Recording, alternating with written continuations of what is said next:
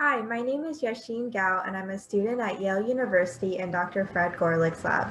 Today, I will be presenting our findings on the novel secretory protein renalase as a potential biomarker for pancreatic cancer.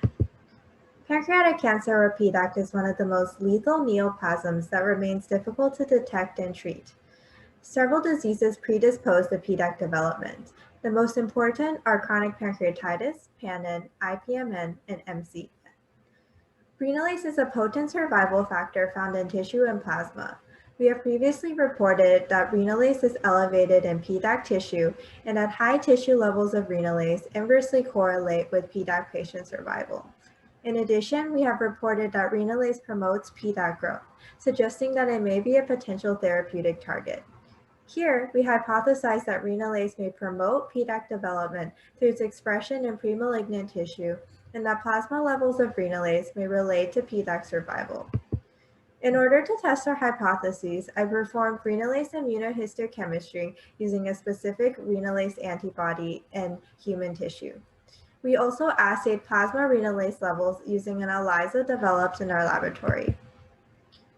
In the panel to your left, we show representative images of brown renalase labeling in normal pancreas, premalignant tissue, and PDAC. Our results suggest that little to no renalase is found in the normal human pancreas. In chronic pancreatitis, we found intense renalase labeling in spindle-shaped cells, as indicated by the red arrows. These are likely pancreatic stellate cells. In the rest of our precancerous lesions, we found diffuse increases in renalase immunoreactivity in Astner cells, duct cells, and dysplastic epithelia, as indicated by the black arrows. In PDAC, we found renalase labeling in cancer cells, as well as other yet unidentified cells in the interstitium. Since we previously found that elevated tissue levels of renalase inversely correlates with PDAC patient survival, we thought to determine whether or not this could be applied to plasma. The graph to your right shows plasma renalase levels versus PDAC survival. High versus low levels of renalase were determined based on their relationship to the median. As indicated by the blue line, patients with low plasma renalase had a significantly higher survival compared to patients with high plasma renalase, as indicated by the green line.